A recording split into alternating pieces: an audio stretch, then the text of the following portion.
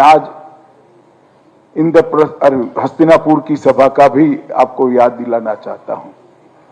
जब हस्तिनापुर की सभा ने अपनी गरिमा खो दी, जब एक स्त्री के सम्मान में सभा खड़ी नहीं हुई, तब महाभारत हुआ था। सभाओं की गरिमा ये देश के हित में जनता की आवाज को वाचा बनने का, राज्य की जनता को वाचा बनने का माध्यम होना चाहिए। इसलिए सभापति को हमारे यहां इंस्टीट्यूशन का स्टेटस दिया गया है। सभापति अपने आप में एक संस्था होता है और एक प्रकार से बड़ा अंतर्विरोध है, क्योंकि सभापति चुनकर तो आते हैं एक राजनीतिक दल से, आते हैं तो एक राजनीतिक दल की विचारधारा से संबंध होकर, मगर सभापति की शपथ लेते ही उनको अंपायर नाते काम करना है।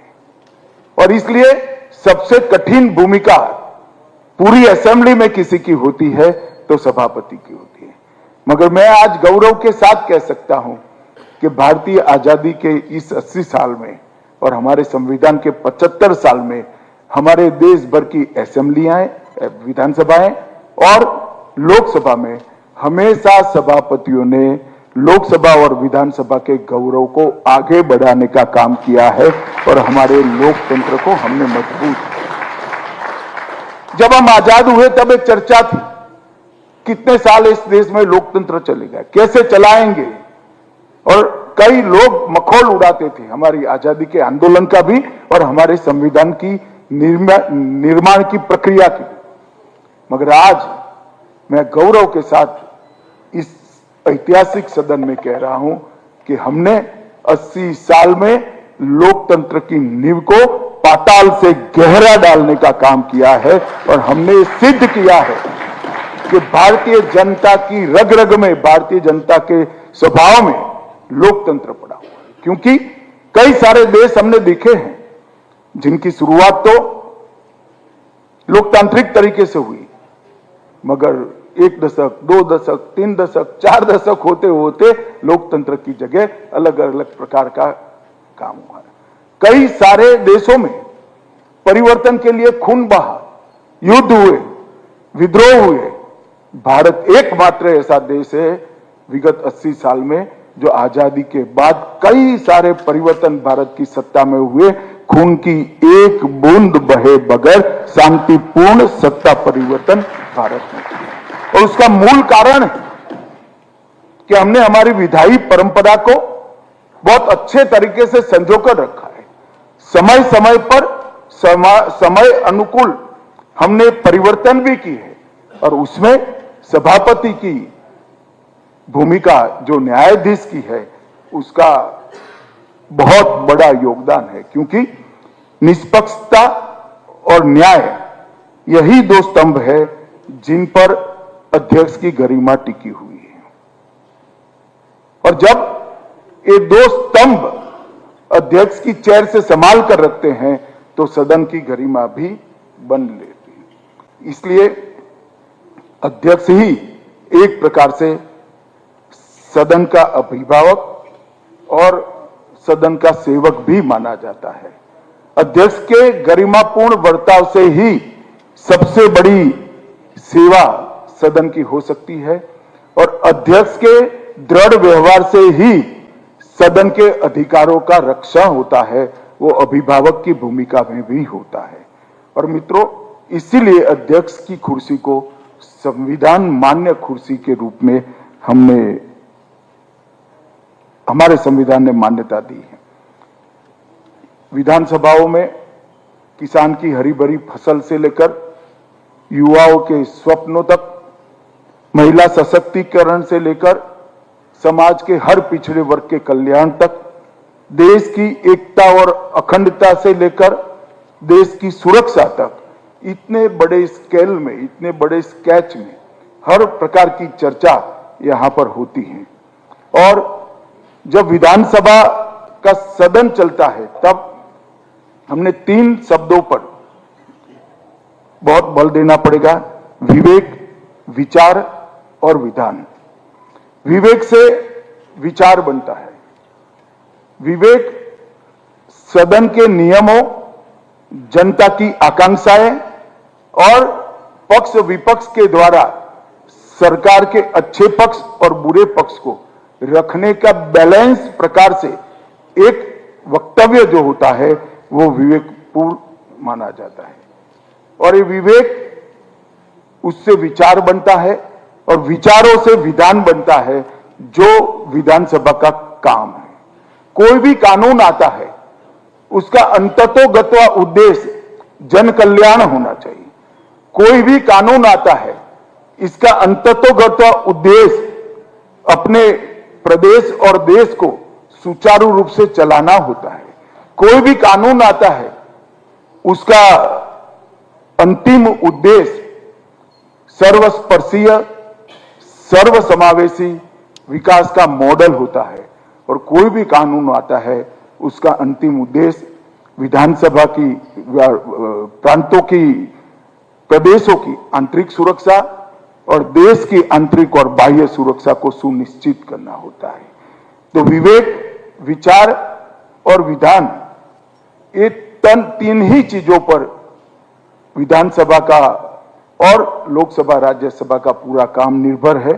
और जब ये तीन चीजों का पूरा सम्मान सभापति के द्वारा किया जाता है, तब दल हित से ऊपर उठकर, अपनी पार्टी के हित से ऊपर उठकर विधानसभाएं देश का और प्रदेश का विचार करती है, लोकसभा देश का विचार करती है।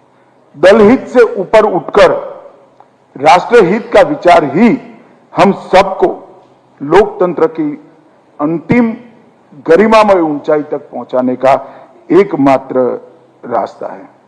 अभी किरण जी ने नुकचेती की कि विवाद होना चाहिए। मैं भी मानता हूं कि संसद के गलियारों में अगर वाद विवाद नहीं होता तो संसद केवल पत्थर का एक मकान बनकर रह जाएगी। विधानसभा के अंदर भी सार्थक वाद विवाद नहीं होता है तो विधानसभाएं भी एक निर्जीव बिल्डिंग बनकर रह जाएंगे, भवन बनकर रह जाएंगे। ये भवन में भावनाओं का निरूपण करने का काम अध्यक्ष के नेतृत्व में सभी सदन के सदस्यों का है, तभी जाकर एक जीवंत इकाई बनती है जो देश हित और प्रदेश हित में काम करती है। और मित्रों, इसमें भी विवेक की जरूरत है। वाद विवाद चर्चा से होना चाहिए। अपने राजनीतिक हितों के लिए संसद और विधानसभाओं में को चलने ही नहीं देना, ये वाद विवाद नहीं होता है। विरोध संयमपूर्ण होना चाहिए। प्रतीकात्मक विरोध का अपना स्थान है, मगर विरोध करने के बहाने दिनों दिनों तक, पूरे पूरे सत्र तक सदन को चलने नहीं देना, ये जो परंपराएं हो रही है, इस पर देश ने कभी न कभी विचार करना पड़ेगा। देश की जनता ने भी विचार करना पड़ेगा, चुने हुए जनप्रतिनिधियों ने भी विचार करना। क्योंकि जब चर्चा समाप्त हो जाती है तो सदन का देश के विकास में योगदान ही बहुत कम रह जाता है। और हमें आज इसको ढंग से देखना पड़ेगा। मित्रों, विधान मतलब कानून, उससे बढ़कर जनमानस का विश्वास होता है। तो हर विधान, हर कानून जनमानस के विश्वास से ही पैदा हो और उसी की दिशा में जाए, इसका हमने पूरी चिंता सदन के सदस्यों और सभापति ने करना चाहिए। एक प्रकार से सदन जो होता है, इंजन ऑफ डेमोक्रेसी होता है, लोकतंत्र को आगे बढ़ाने का एक माध्यम होता है। और यहां जब स्वस्थ परंपराएं बनती हैं, देश हित की नीतियां बनती हैं, देश हित में कानून गढ़े जाते हैं, तो राष्ट्र की दिशा अपने आप सुस्पष्ट हो जाती है। मित्रों, आज यहां पर हम है, तब मैं दिल्ली विधानसभा के अध्यक्ष को भी बहुत बहुत साधुवाद देना चाहता हूं कि इन्होंने देश भर के सभी स्पीकर साहिबान को बुलाकर एक ऐतिहासिक पल को पुनर्जीवित करा है। इससे देश के युवाओं में हमारे विधायी इतिहास को पहुंचाने का हमें काम है। मैं जब यहां आया हूं तब सभी सदन के सभापतियों को भी निवेदन करना चाहता हूं, सदन के अंदर सार्थक चर्चा के लिए जितने भी नियम हैं, चाहे प्रश्नोत्तरी का है, शॉर्ट ड्यूरेशन डिस्कशन का है, विशिष्ट चर्चा का है, अविश्वास के प्रस्ताव का है, बजट पर चर्चा का है, प्राइवेट मेंबर बिल का है, इस सभी नियमों का भरपूर उपयोग विधायक और सांसद कर पाए। इसलिए विधानसभा सचिवालय ने भी विधायक और सांसदों की मदद के लिए तत्पर रहना चाहिए, उनको प्रोत्साहित करना चाहिए, उनका मार्गदर्शन भी करना चाहिए। और इसके साथ एक मेरा व्यक्तिगत सुझाव भी मैं देना चाहता हूं, मगर मेरा आग्रह है और विनंती भी है कि सभी स्पीकर विधानसभा के सभी सभापति इसका स्वीकार करेंगे। हमने हमारी सदनों की लाइब्रेरी को बहुत समृद्ध करने की जरूरत है। हर विधानसभा ने विधानसभाओं की जो पुस्तकालय है उसको संविधान की चर्चा से लेकर लोकसभा राज्यसभा की चर्चा से लेकर देश के गौरवमयी इतिहास और हमारी लंबी सांस्कृतिक परंपरा से पूरी तरह से लैस कर देना चाहिए, क्योंकि विधायकों और सांसदों की स्टडी करने के लिए, उनके अभ्यास करने के लिए विधानसभा और लोकसभा की लाइब्रेरी अगर हम समृद्ध करेंगे तो हमारी उज्जवल परंपराएं बढ़ती रहेगी और एक प्रकार से लोकतंत्र भी सुदृढ़ होगा। और मैं सभी विधायकों को भी अपील करना चाहता हूं कि लाइब्रेरी का महत्तम उपयोग करना चाहिए। एक प्रकार की उदासीनता जो दिखती है लाइब्रेरी के उपयोग की, लोकसभा के लाइब्रेरी का पुस्तक ले जाने वालों का सूची देखे तो कई बार विचार आता है कि खर्च क्यों हो रहा है। इसका उपयोग बढ़ाने के लिए भी सभापति ने इनिशिएटिव लेना चाहिए। अपनी जब आपकी विधान सभा के सदस्यों के साथ चाय पर मीटिंग होती है तब उनको प्रेरित भी करना चाहिए और ये सारी लाइब्रेरियां इलेक्ट्रॉनिक रूप से भी उपलब्ध हो और उसमें केवल विधायक और सांसद नहीं, रिसर्च करने वाले स्टूडेंट को भी ये लाइब्रेरी का उपयोग करने की परमिशन हिम्मत कर देनी चाहिए, क्योंकि युवा अगर रिसर्च करेगा तो वो ही आने वाले दिनों में हमारे लोकतंत्र का पिलर बनेगा।